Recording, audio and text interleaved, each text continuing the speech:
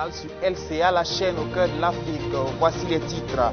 Plus moyen de se rendre à Djibo et pour cause, les compagnies de transport ont mis fin à tout départ vers la localité par crainte pour leur vie. Inquiets et mécontents de l'inaction des autorités du pays, ces ressortissants ont initié un cas de rencontre pour trouver une solution afin de reprendre le trafic. Plus de détails dans un instant. Et puis le 12e tour cycliste du Rwanda a débuté aujourd'hui même à Kigali, la capitale. Il va se tenir durant une semaine et verra la participation de 80 coureurs issus des 5 continents du monde. On en parle dans ce journal.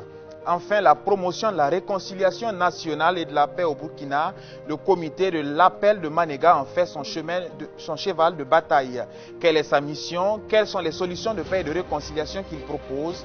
Élément de réponse dans un instant avec notre invité du jour, Lukman Sawadogo, secrétaire général du comité de l'appel de Manega. Voici là les titres de ce 20h. Merci de nous suivre. On parle de terrorisme pour ouvrir ce journal. 11 personnes ont été tuées vendredi dernier à Diamondji, une localité située à l'est du Burkina. Une attaque perpétrée par des groupes armés non identifiés. Selon les médias locaux, les 11 individus assassinés seraient tous des civils. Les assaillants ont détruit plusieurs habitats dans la dite localité.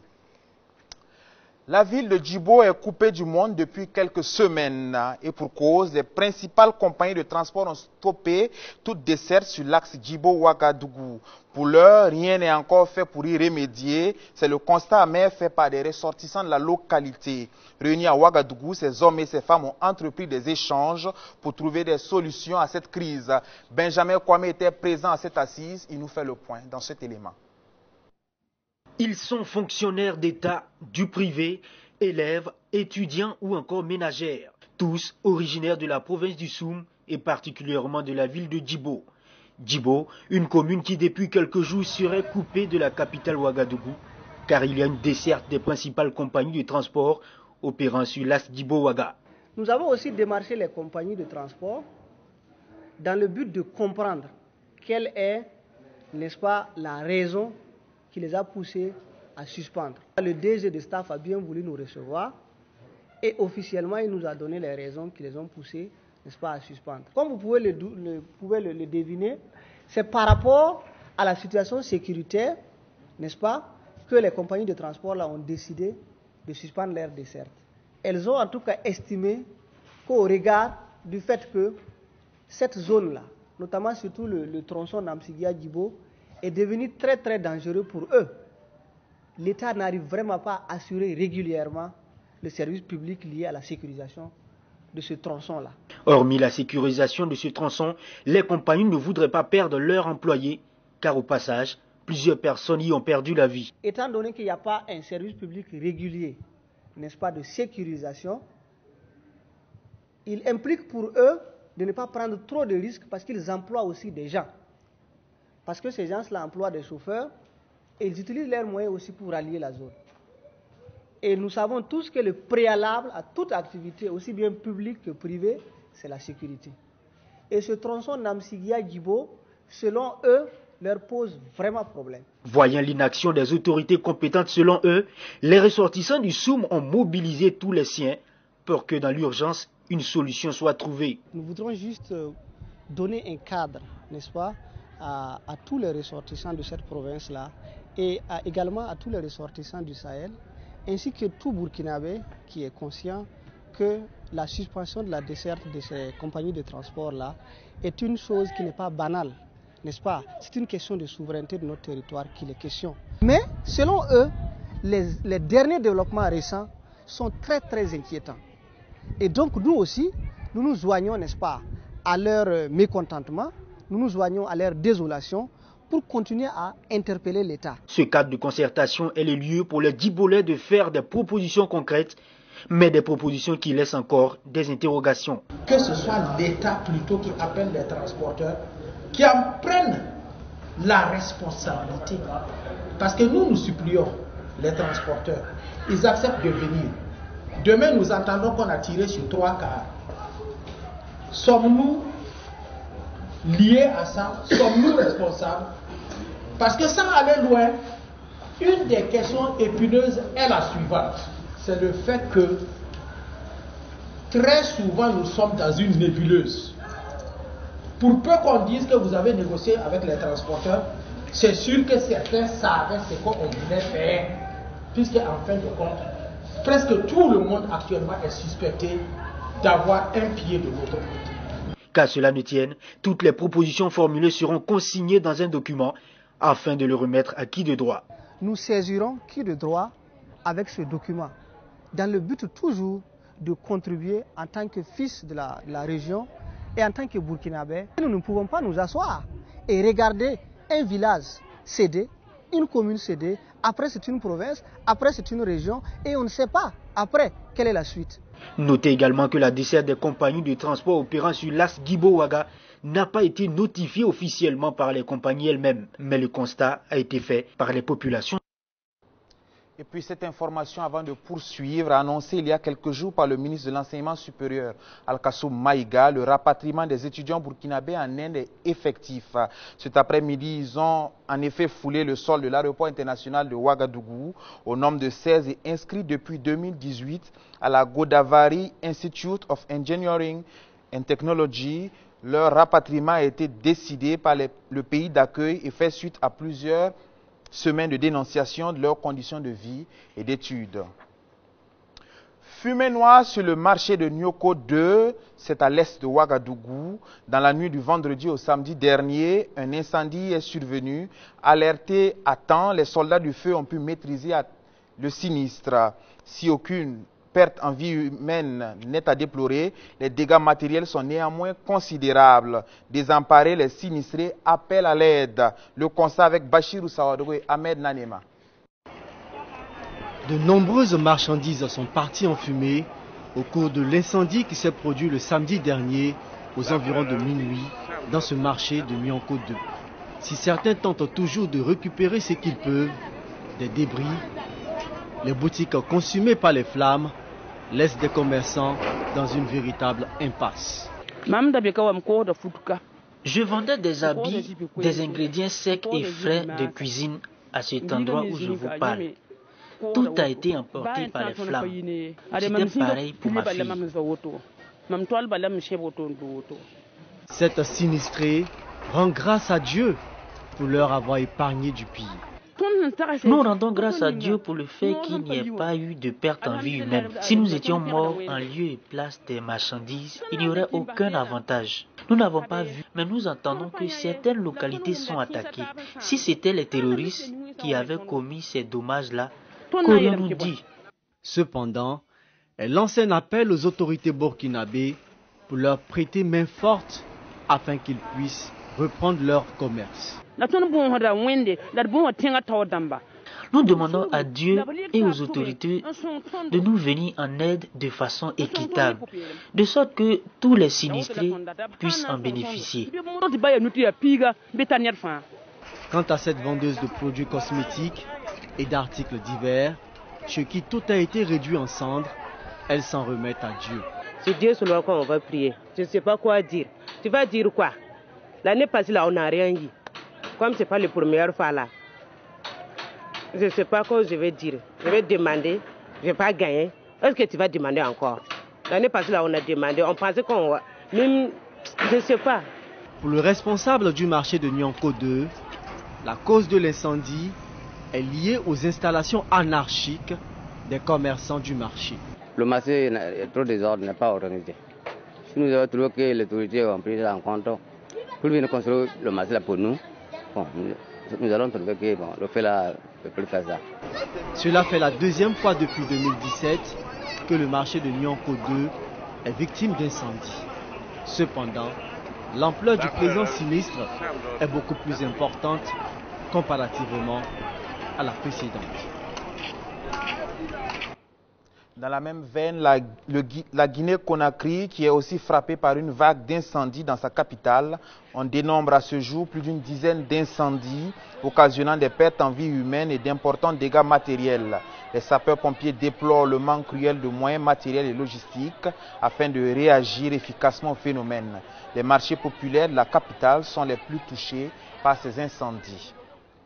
On parle de réconciliation nationale et de paix à présent. C'est du moins le message que porte le mouvement pour le plaidoyer, la cohésion sociale et la réconciliation nationale auprès des leaders politiques et religieux. Le mouvement de Safiatou Lopez est allé à la rencontre de la Fédération des associations islamiques du Burkina pour solliciter son soutien et l'accompagnement de la communauté islamique dans sa mission. Benjamin Kwame et Xié Constantin Da, reportage.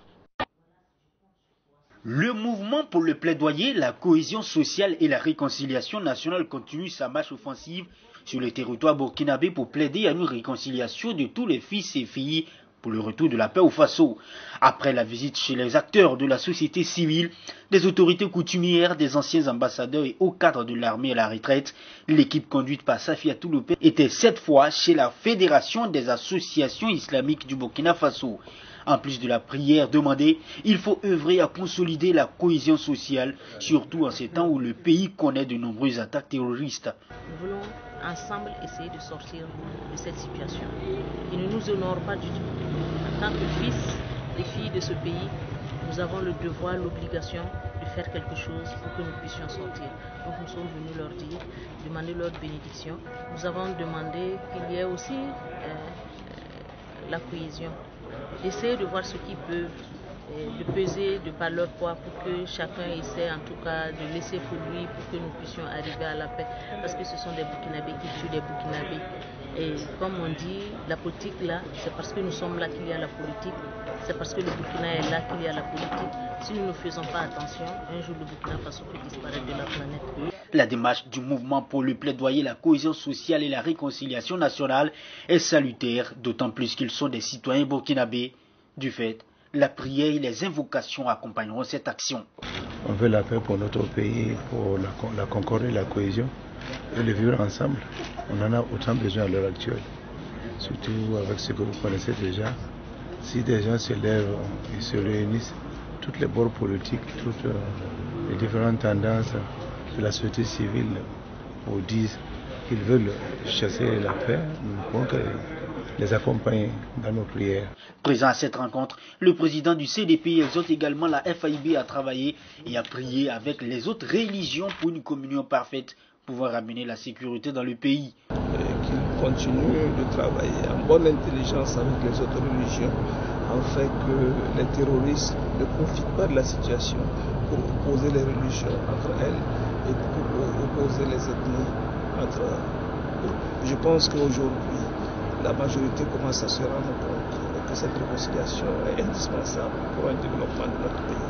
Nous avons reçu une lettre et nous avons fait des propositions. Il était de bon ton de venir échanger avec la fédération et pour leur donner notre lecture de cette réconciliation. Nous voulons sincère, une paix des cœurs, une unité des filles et des fils du Burkina Faso. La tournée des messagers de la paix et de la réconciliation nationale au Burkina Faso se poursuit avec toujours le même message: réunir les fils et filles du pays, des hommes intègres. Ils ont la même mission que le MPCRN, celui de réconcilier les Burkinabés avec eux-mêmes, de promouvoir la paix et la cohésion sociale. Il s'agit du comité de l'appel de Manega, représenté ici par son secrétaire général, Loukman Sawadogo. Monsieur Sawadogo, bonsoir. Bonsoir. Merci d'accepter notre invitation. Alors, vous venez de voir cet élément sur le MPCRN de Safiatou Lopez, qui prône sans doute les mêmes valeurs que vous. Qu'en pensez-vous? Merci de m'inviter pour évoquer cette question épineuse et préoccupante pour le Burkina Faso. Je veux parler de la paix et de la réconciliation, évidemment, qui est un passage pour aller à la paix. Ce que je peux dire, c'est que toutes les volontés, les bonnes volontés qui s'expriment en ce moment traduisent la nécessité que il y a une urgence à trouver des voies et moyens pour ramener le Burkina Faso dans la paix et de réconcilier les filles et les fils de ce pays. Donc je pense que tout ce qui se fait aujourd'hui, chacun est utile à son niveau. Voilà. Alors des mouvements d'une telle ampleur, il n'en manque pas. Hein. On vient de donner l'exemple du MPCRN. Quelle est, disons, la particularité de votre mouvement à vous, le comité de l'appel de Manega? Merci. Ce qu'il faut dire d'abord, c'est que la démarche de l'appel de Manega a été d'abord comme son nom l'indique, d'être un appel qui est un discours, qui s'est voulu un discours dominant, qui focalise sur l'appel à la réconciliation, mais qui engage un ensemble de personnes, de personnalités. Nous avons au départ eu 100 personnalités de toutes les composantes de la société burkinabé, des agriculteurs, des cultivateurs, des paysans, jusqu'à ceux qui ont géré les sphères les plus importantes de l'État burkinabé. Je ne sais pas, des ambassadeurs, d'anciens ministres, etc. Vous avez des sportifs, des artistes. Donc vraiment, c'est tout le Burkina Faso dans sa diversité qui a eu donc à s'engager dans l'appel. Et après les signatures, nous sommes aujourd'hui passés à la phase de mise en œuvre de ce qui est le discours, en appelant la paix à la réconciliation. Parce qu'il y a le discours, mais il y a aussi comment est-ce qu'on met en œuvre tout ça. Et donc, l'appel de Manigat a ceci d'assez particulier, que l'appel de Manigat, premièrement, a proposé une feuille de route qui est un ensemble de recommandations. Donc, comme son nom l'indique, c'est un tableau de bord désormais, sur lequel on peut regarder et puis savoir qu'est-ce qu'on fait concrètement pour aller vers la réconciliation, vers la paix. Contrairement, bien sûr, à toutes les... Il y a eu beaucoup d'initiatives par le passé. Je pense par exemple au niveau politique, il y avait la CODER et tout ça. Mais jusqu'à aujourd'hui, on s'attendait à voir quelque chose de concret, de précis. Voilà. C'est-à-dire qu'aujourd'hui, le discours, après le discours, comment on y va concrètement. Et donc l'appel de Manigat a ceci de particulier en proposant une feuille de route avec des recommandations. Deuxième chose importante, c'est que l'appel de Manigat a fait appel à une perspective qui est différente de celle qu'on avait depuis longtemps. Cette perspective-là, c'est la perspective africaine, d'où la mise en place d'un panel de sages, de personnalités qu'on a connues, que le Burkina Faso a connues, mais vraiment parmi ceux-là, vous avez des personnalités qui ont été, à un moment donné de l'histoire du Burkina Faso, très déterminants, ont joué un rôle très déterminant dans les mêmes questions de paix, de stabilité, de paix et de réconciliation nationale. Donc ces personnalités-là, qui sont issus des différentes confessions, qui sont issus, j'allais dire, de différents divers horizons de la société, mais qui sont des personnalités d'une certaine probité, d'une certaine expérience et également de l'âge, parce que le plus âgé, il a 88 ans, le moins âgé a autour de 60 ans. Donc c'est dire que la moyenne d'âge c'est 70 ans. Et vous savez qu'en Afrique, quand on est confronté à une situation, on fait appel aux anciens. Et donc là, c'est une particularité de l'appel du Manigat. Deuxième chose, ou troisième pour finir, la particularité se résume également au fait que ce sont des jeunes qui sont allés demander à des anciens de venir répondre à une situation. Et ça, c'est une réconciliation, si vous voulez, de génération. Donc là, c'est une perspective générationnelle également qui s'exprime. Donc voici les particularités de l'appel de Manigat. Peut-être qu'on pourrait évoquer les recommandations phares donc, qui ont été faites dans le cadre de la feuille de route. Justement, vous avez parlé du collège des sages. Pourquoi un tel choix et sur quelle base vous avez opéré ces choix-là de ces 11 sages? Alors le choix, c'est la perspective. C'est-à-dire que nous sommes en Afrique, nous sommes au Burkina, et l'Afrique a quelque chose qui est important dans sa richesse. C'est que les problèmes sont résolus avec les acteurs qui vont avec. Quand vous prenez les questions, par exemple, de la société de façon, dans son organisation sociale, les aînés ont un rôle important. Les aînés ont un rôle de conseil, ont un rôle de conciliateur, ont un rôle de négociateur. Donc c'est ce qui a fait qu'aujourd'hui, face à la situation que nous avons, nous parlons de paix. Mais pour aller à la paix, il faut passer bien entendu par la résolution d'un certain nombre d'obstacles, d'un certain nombre de problèmes. Au Burkina, c'est une question de réconciliation pour qu'on puisse aller à la paix. Et donc, la réconciliation se fait comment? Il faut bien sûr des personnes indiquées pour le faire, et les sages sont bien indiqués. C'est pourquoi on est allé chercher les sages pour venir et pour faire des propositions concrètes qui puissent aller dans le sens, et bien sûr avec leurs conseils avisés, bien sûr, pour que les acteurs s'entendent et se mettent d'accord pour qu'on puisse aller donc vers la paix. Alors les sages ont proposé une feuille de route. De quoi s'agit-il concrètement? La feuille de route comporte un ensemble de recommandations. Ce sont des recommandations, j'allais dire, ce sont des idées concrètes, précises et pratiques. Par exemple, nous avons ce qu'on a appelé dans tout ça la colonne vertébrale de cette feuille de route-là, qui prend en compte un certain nombre d'éléments qu'on trouve comme étant des éléments, si on arrivait à les mettre en œuvre, l'ensemble serait donc réalisé. Premièrement, la question des exilés politiques du Burkina Faso. Les sages ont recommandé que l'État, donc les autorités nationales, favorisent le retour donc de ces exilés politiques pour participer à l'œuvre donc de réconciliation nationale. Et plus loin, les sages ont encore recommandé, pour ce qui concerne l'histoire récente, avec l'insurrection, avec le coup d'État et tout ce qui s'est passé dans ce pays, vous avez des personnes qui ont souffert, il y a de la douleur, il y a des rancœurs. Liées à tout ça, avec les incendies des maisons, les destructions des domiciles, et tout ça, qui ne sont pas dignes de nous Africains, de nous Burkinabés. On ne peut pas donc passer sous silence cela ou passer à perte de profit. Donc les sages ont recommandé que les incendies des domiciles, les destructions des domiciles qui a eu lieu sous l'insurrection soient condamnés par les autorités, par l'ordre moral, donc qui détiennent l'ordre moral, donc les autorités publiques qui détiennent l'ordre public, et les autorités religieuses et coutumières qui détiennent l'ordre moral de la société, soient condamnés par eux. Et qu'en plus, les acteurs maintenant, qui sont les acteurs publics, que ce soit les acteurs de l'insurrection, que les acteurs de l'insurrection puissent faire acte de contrition pour ce qui s'est produit de négatif dans le cadre, bien sûr, de cette action politique-là, qui sont, bien sûr, comme j'ai dit, les incendies. Et aussi, les acteurs de la modification de l'article 37 et de la mise en place d'un SIDA. C'est tout ça qui a contribué à ce que l'insurrection arrive et que dans l'insurrection, qu'il y ait donc ces actes anti-valeurs, ces actes criminels. Et donc que nous devrions, parce que notre société repose sur des valeurs, sur des principes, que nous devrions tous condamner. Donc les sages ont demandé cela.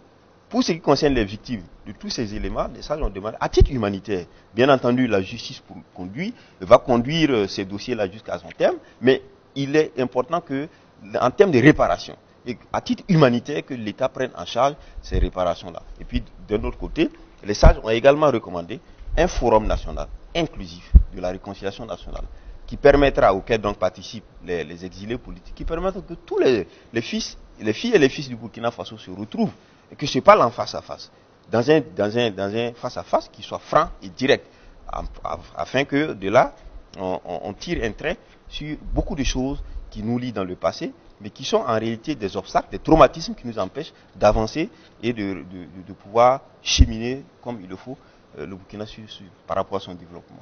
Justement, l'une des recommandations qui a fait un tollé sur la toile, c'est la recommandation sur la contrition publique de la part des acteurs de l'insurrection. Cela a suscité vraiment un tollé sur la toile et beaucoup vous accusent de criminaliser l'insurrection. Que répondez-vous à cela? Non, je vais simplement dire qu'il y a eu confusion, il y a eu des amalgames.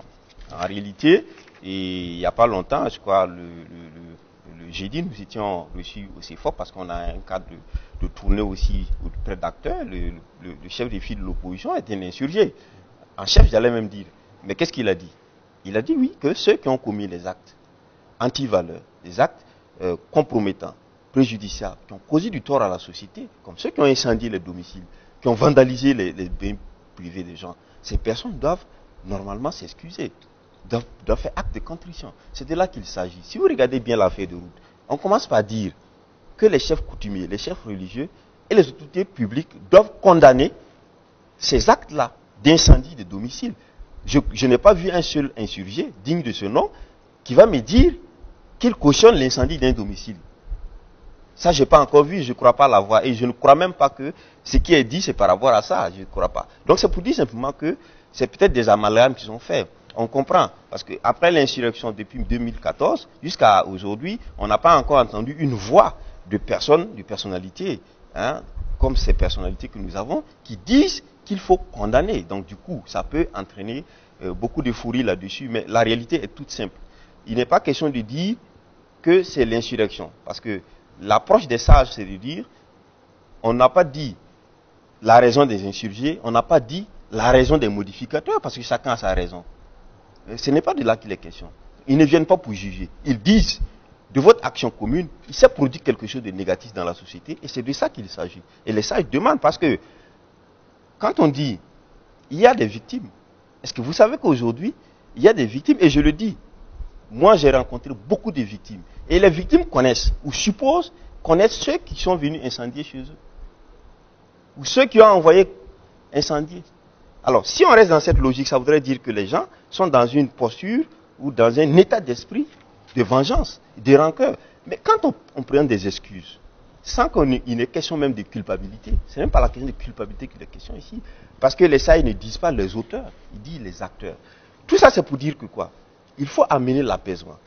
Il n'y a pas meilleur apaisement que quand on sait qu'un acte qui est un acte violent, un acte anti-valeur, on vous ramène un pardon.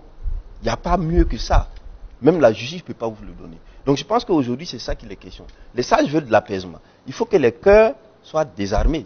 Il faut que les cœurs soient apaisés. Sinon, on ne peut pas avancer. Même la justice, on ne peut pas la faire dans ces conditions. Donc c'est pourquoi les sages ont proposé. Mais il n'est pas question de dire que oui, c'est de l'insurrection qu'il est question. Les sages disent, alors il faut condamner l'insurrection. Il faut vous excuser d'avoir fait une insurrection. En ce moment, les sages auraient pris parti pour qui? Pour ceux qui ont voulu faire la modification. Il n'est pas question de cela. Ni pour ceux qui ont voulu faire la modification, ni pour ceux qui ont donc contesté et qui sont allés à l'insurrection. Il est question simplement de dire il y a eu des dégâts dans la société, il y a un tort qui a été commis à la société, et les sages proposent, dans la manière africaine, dans la démarche africaine, comment est-ce qu'on répare quand les liens sociaux, quand les liens sont distendus dans la société, comment on répare, et c'est la solution. Il faut donc une solution qui guérit le cœur. Et c'est ce qu'ils ont fait proposer. Merci bien, M. Sawadogo, de nous avoir accordé cet entretien. Merci, c'est moi qui vous remercie. Vous restez avec nous pour la suite de ce journal. Les Comoriens étaient appelés aux urnes pour élire leurs députés. Un second tour des législatives sans grand suspense. L'opposition qui a décidé de boycotter le scrutin n'a pas présenté de candidat à ces élections. L'Assemblée nationale du pays compte 24 députés. Et 19 d'entre eux ont déjà été élus directement au premier tour. Les candidats toujours en lice sont tous issus de la mouvance présidentielle ou sans étiquette, mais proches du président Azali ou Soumali.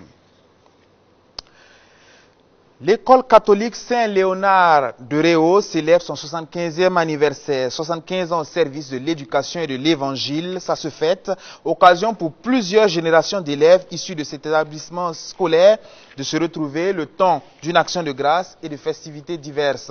Gildas Da, Constantin Sié Da vous fait vivre l'événement comme si vous y étiez. Suivez plutôt. Seul ou en groupe, chacun arrive sur le site de l'école catholique Saint-Léonard de Réau. Ce jour, la ferveur est particulière. Raison de cet engouement, la célébration des 75 ans de l'école. Pour ce jubilé d'Albâtre, l'église fait le plein et la messe connaît un entrain des grands jours.